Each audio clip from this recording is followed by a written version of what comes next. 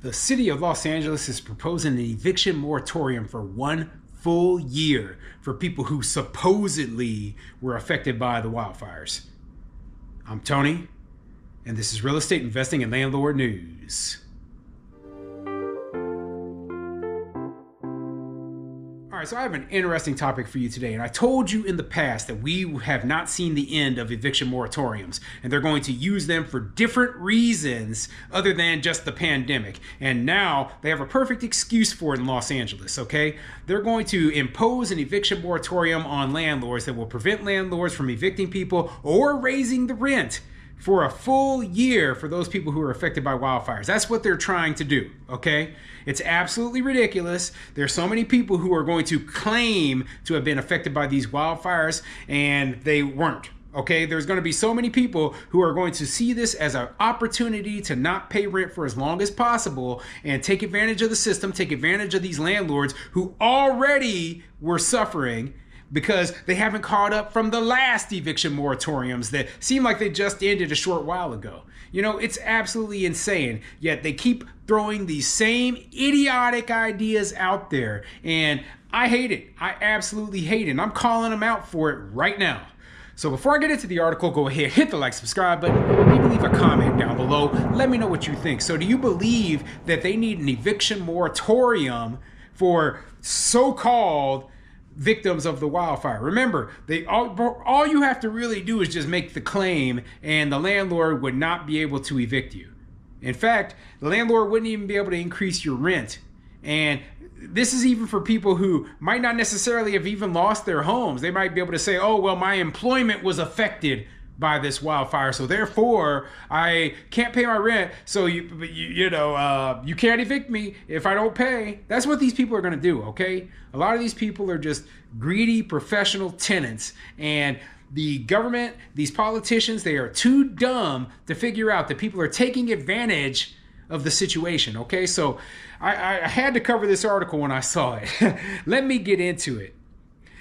This article is coming from LAist.com, and it says, LA Council delays vote on proposal to pause evictions and rent increases due to fires.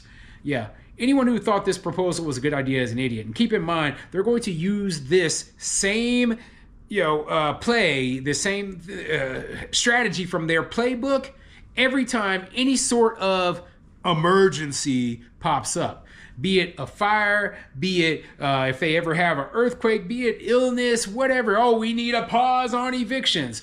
Basically, the end result will be that the government controls how much your rents are going to be, who you can and can't evict, when you can and can't evict them, if ever, and you won't truly own your property. Let's get into the article. The Los Angeles City Council voted unanimously Tuesday to approve a host of emergency responses to the past week's historically destructive wildfires, but the council delayed one proposal that would have protected Angelenos affected by fires from evictions and rent hikes. Similar to rules the city enacted during the COVID-19 pandemic, the proposal seeks to stop landlords from increasing rents for 1 year and halt evictions for tenants who fall behind on rent because they lost income, fell ill, or took in additional roommates due to fires. Now, notice how broad that is, okay? It says that they're going to halt evictions and stop increases on rent if you took in additional roommates due to the fire. I mean, my cousin moved in, now I can't pay the rent. But you can't evict me. Talk about being too broad. This is an idiotic law. Just like the COVID-19 pandemic, it's going to end up with landlords facing financial ruin and bankruptcy. But this is what they want, okay? Believe me, they want a full government takeover of the private property market. They want to be in control of everything. They think that landlords are all greedy. Well, maybe we are, according to them. But that's the way the system needs to work, okay? It needs to work that way because if you don't have landlords making money, nobody's going to build new housing. There's not going to be any housing available because there's no profit in it. They don't understand that because they're not capitalists. They're socialists. They're communists, okay? Instead of taking up the motion introduced by council members Eunices Hernandez and Hugo Soto Martinez, the council diverted the proposal to the Housing and Homeless Committee, where it now faces an uncertain future. We're disappointed and frustrated that the council wouldn't act immediately to take care of this during a crisis, said Jonathan Jager, an attorney with public counsel and a member of the Keep LA Housed Coalition. Tenant advocates want broad protections. Jager said tenant rights lawyers are starting to hear from renters facing pressure to quickly leave their apartments so landlords can move in someone displaced by the fires. Yeah, I think that's a bunch of garbage, okay? I honestly think that a lot of the people who lost housing during the fires, right, they aren't, looking all over town trying to, oh, you know what, I'm going to move from this really nice upscale area over to the hood over here. So this landlord is going to evict all the people from the, no, you're not moving to the hood. Okay. You're going to move to specific areas that, meet your standards. But I don't think that this is any sort of widespread thing. Okay. And I think that a lot of landlords out there right now are sitting here like they're wondering, okay, well, what's going to happen if I can't evict my tenant? Okay, the tenant isn't paying me rent. I can't evict my tenant. These tenant rights groups, they have an agenda that says, hey, we want to put a permanent eviction moratorium into place. So they're trying to take advantage of the situation. Fortunately, the city council pushed this aside for now. Will it pop back up? Probably. Okay. It will probably pop back up again, and we could see a negative outcome come from it. It's not just tenants who lost their homes, Jager said. It's also tenants who may not have a job now if the business they worked at is lost, or tenants who are domestic workers for people who lost their homes. The effects of this are wide-ranging. Landlords say any new rules should be limited. Landlord advocacy groups say a return to COVID-era tenant protections would be overreach, and they're right. These emergency motions should deal with the fire and those displaced and immediately impacted, Fred Sutton, spokesperson for the California Apartment Association, said during public comment at Tuesday's council meeting. We stand ready to do our part, he added, but there must be a responsible policy making moving forward on housing regulations. So I will say that a person should be allowed to break their lease if their home was destroyed and it's no longer livable. It's no longer livable. The person should be allowed to break their lease due to this natural disaster. Just like they are allowed to break their lease when there's a hurricane in Florida and their units were destroyed and now they have to go find somewhere else to live. They don't have to, continue to pay rent on a place that's destroyed. Okay. So in that case, I think that's fine. But when you're talking about each individual specific situation, not some blanket, thing where, hey, everybody in the whole city, even people whose properties weren't damaged, can break their lease. No, they don't do that because that would be stupid.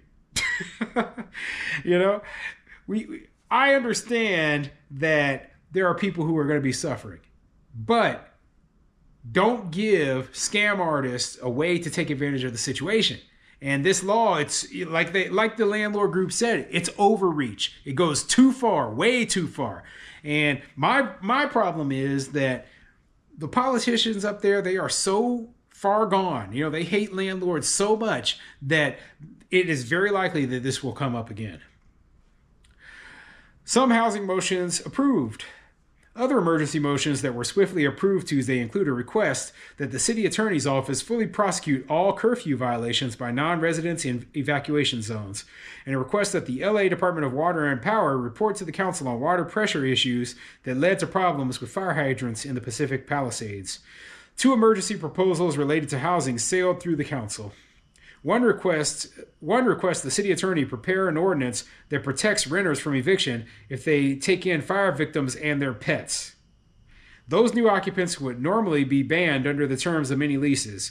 This motion, however, would not stop landlords from charging the additional 10% rent increase for new occupants allowed under the city's rent control law.